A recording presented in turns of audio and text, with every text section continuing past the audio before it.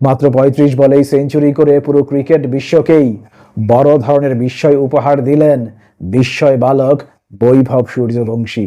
আজকে যে ধরনের দুর্দান্ত ব্যাটিং উপহার দিয়েছেন মাত্র ১৪ বছর বয়সী এই বালক, তাতে করে আপনি নিঃসন্দেহে এই কিশোরকে দ্য বেবি বস হিসেবে অভিহিত করতে পারেন। দেখুন, এই বেবি বস প্রথমেই পুরো ক্রিকেট বিশ্বকে চমকে দিয়েছিলেন মাত্র ১৩ বছর বয়সে আইপিএল এ দলভুক্ত হয়ে।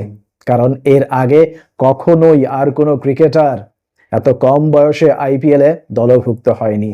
যদিও বা দলভুক্ত হওয়ার পরেও একটা সংকোচ ছিল। কি সেই সংকোচ? এত অল্প বয়সে কি মাঠের ক্রিকেটে নামতে পারবেন বৈভব? সেই সংকোচকেও দূরে ঠেলে দিয়েছিলেন ১৪ বছর বয়সী এই বিস্ময় বালক। কারণ ১৪ বছর ২৩ দিন বয়সে তিনি অভিষিক্ত হয়েছিলেন এবং অভিষেক ম্যাচেও ১৭০ স্ট্রাইক রেটে ২০ বলে ৩৪ রানের একটা দুর্দান্ত ইনিংস খেলে ক্রিকেট বিশ্বকে বড় ধরনের একটা বার্তা দিয়েছিলেন।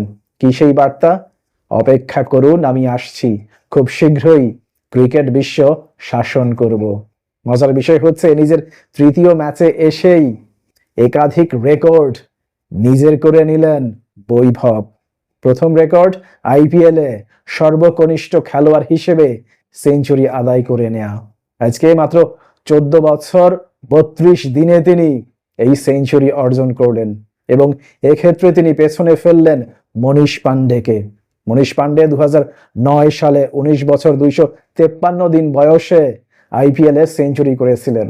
আজকে সেই মনীষ পান্ডেকে পেছনে ফেলে এই রেকর্ডটি নিজের করে নিলেন বৈভব।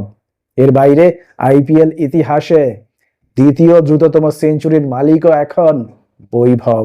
আজকে মাত্র ৩৫ বলে সেঞ্চুরি করে এই রেকর্ডটি নিজের করলেন বৈভব এবং এক্ষেত্রে তার সামনে রইল কেবলই ইউনিভার্সাল বস ক্রিস গেইল, যিনি ২০১৩ সালে ৩০ বলে সেঞ্চুরি করেছিলেন। বলা যায় না, যে ধরনের আক্রমণাত্মক ক্রিকেট খেলেন বৈভব, তাতে করে অদূর ভবিষ্যতে হয়তোবা ক্রিস গেইলের সেই রেকর্ডও নিজের করে নিতে পারবেন বৈভব। এর বাইরে আইপিএল এর সর্বকনিষ্ঠ খেলোয়াড় হিসেবে হাফ সেঞ্চুরির রেকর্ডটিও করলেন বৈভব। আজকে ১৪ বছর ৩২ দিন বয়সে তিনি ১৭ বলে হাফ সেঞ্চুরি তুলে নিলেন। এর আগে এই রেকর্ডটি ছিল রিয়ান পারাগের, যিনি ১৭ বছর ১৭৫ দিন বয়সে আইপিএল এ হাফ সেঞ্চুরির দেখা পেয়েছেন। অর্থাৎ এখানেও তিনি রিয়ান পারাগকে পেছনে ফেলে সর্বকনিষ্ঠ খেলোয়াড় হিসেবে আইপিএল এ হাফ সেঞ্চুরির রেকর্ড এককভাবে নিজের করে নিলেন। দেখুন, ২১০ রানের টার্গেটে ব্যাটিং করতে নামার পর শুরু থেকেই আক্রমণাত্মক ব্যাটিং করছিলেন বৈভব, যে কারণে মাত্র ১৭ বলেই 50-র দেখা পান বৈভব।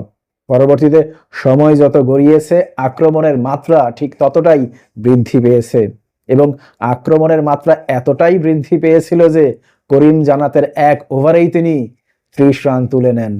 পরবর্তীতে যখন ৯৪ রানে ব্যাটিং করছিলেন তখন বোলিংয়ে আসেন রশিদ খান। এই অবস্থায় কিন্তু বিশ্বের অনেক বাঘা বাঘা ব্যাটারেরও বুক ধড়ফড় করবে, কারণ রশিদ খানকে ডিল করা অতটা সহজ নয়। সে যাত্রায় মাত্র ১৪ বছর বয়সী একটা ছেলে, যে কখনো আগে আইপিএল এ সেঞ্চুরি করেনি, সে কি করলো জানেন? রশিদ খানকে মিড উইকেটের উপর দিয়ে বিশাল এক ছক্কা। অর্থাৎ ভয় ডরহীন ক্রিকেট কাকে বলে সেটা আসলে বৈভবকে না দেখলে কখনোই বোঝা যায় না। এবং তার এমন দুর্দান্ত সেঞ্চুরির উপর ভর করেই শেষ পর্যন্ত ২৫ বল হাতে রেখেই জয়ের বন্দরে পৌঁছে যায় তার দল রাজস্থান রয়্যালস এবং আউট হওয়ার আগে ৩৮ বলে ১০১ রানের একটা অবিস্মরণীয় ইনিংস খেলেন বৈভব। মজার বিষয় হচ্ছে, তার এই ১০১ রানের মধ্যে ৯৪ রানই তিনি করেছেন বাউন্ডারি এবং ওভার বাউন্ডারিতে। অর্থাৎ তার এই ইনিংসে ৭টি চারের মার ছিল এবং ১১টি ছক্কার মার ছিল। দেখুন, যেভাবে অবলীলায় তিনি ছক্কা পেটান, তাতে মনে হয় পৃথিবীতে সবচাইতে সহজ কাজ হচ্ছে ছক্কা মারা। ছক্কা মারার চাইতে সহজ কাজ মনে হয় ক্রিকেটে দ্বিতীয়টা নেই। প্রিয় দর্শক, যেভাবে আজকে আক্রমণাত্মক ব্যাটিং করে পুরো ক্রিকেট বিশ্বকেই নতুন এক বিস্ময় উপহার দিলেন এই বিস্ময় বালক, তাতে করে এই বিস্ময় বালক বৈভব সূর্যবংশীর এমন দুর্দান্ত ব্যাটিং সম্পর্কে আপনার কোনো মন্তব্য থাকলে অবশ্যই তা কমেন্ট বক্সে লিখে জানান। ভালো থাকবেন সবাই। আল্লাহ হাফিজ।